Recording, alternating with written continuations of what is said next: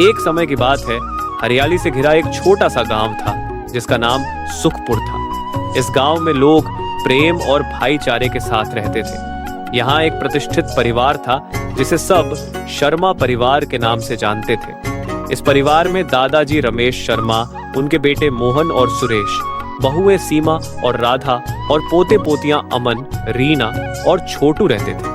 यह परिवार गांव का सबसे आदर्श परिवार माना जाता था, लेकिन समय के साथ इस परिवार में कुछ मतभेद उभरने लगे।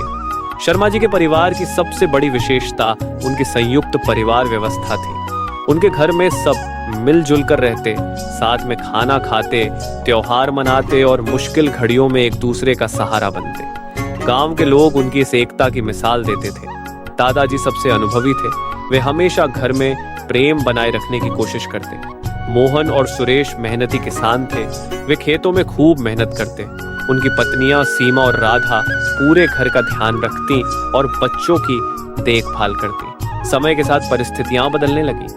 मोहन और सुरेश के बीच खेतों की जमीन को लेकर मतभेद होने लगे। दोनों अलग अलग तरीके से खेती करना चाहते थे, जिससे उनके बीच झगड़े बढ़ने लगे। उनकी पत्नियां भी इस विवाद में शामिल हो गईं और धीरे धीरे घर का माहौल तनावपूर्ण हो गया। दादाजी ने कई बार समझाने की कोशिश की, लेकिन दोनों भाइयों ने तय कर लिया कि वे अब अलग रहेंगे।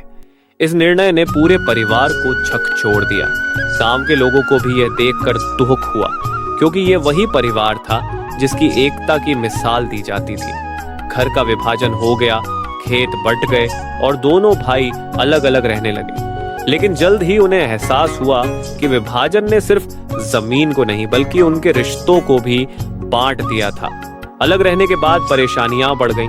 अब दोनों भाइयों को खेती में ज्यादा मेहनत करनी पड़ रही थी, क्योंकि पहले जो काम मिलकर किया जाता था अब वे अकेले कर रहे थे। घर का खर्चा भी बढ़ गया, बच्चों पर भी असर पड़ा।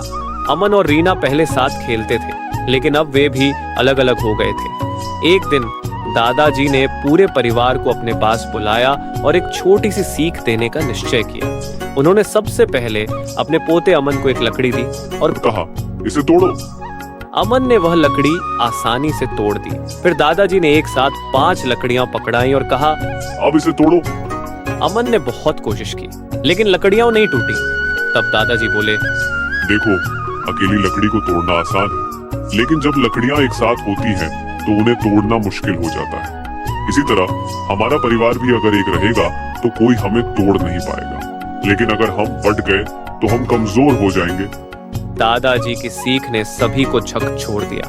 मोहन और सुरेश को एहसास हुआ कि उन्होंने आपसी झगड़ों में अपने रिश्तों को खो दिया था। उन्होंने आपस में माफी मांगी और फिर से एक साथ रहने का फैसला किया। धीरे धीरे परिवार फिर से जुड़ गया। उन्होंने अपने खेतों को फिर से एक साथ जोड़ा, घर के कामों को मिलकर बांटा और एक दूसरे के साथ प्रेम से रहने लगे। गांव के लोग फिर से शर्मा परिवार की मिसाल देने लगे। शिक्षा इस कहानी से हमें यह सीख मिलती है कि परिवार की एकता सबसे महत्वपूर्ण होती है। अगर परिवार साथ रहता है तो हर मुश्किल आसान हो जाती है। हमें कभी भी छोटे छोटे मतभेदों को अपने रिश्तों पर हावी नहीं होने देना चाहिए। गांव का यह परिवार फिर से खुशहाल हो गया, क्योंकि उन्होंने समझदारी, प्रेम और एकता का महत्व समझ लिया था। इस कहानी से हमें यह प्रेरणा मिलती है कि सच्ची खुशी रिश्तों को बनाए रखने में है, न कि उन्हें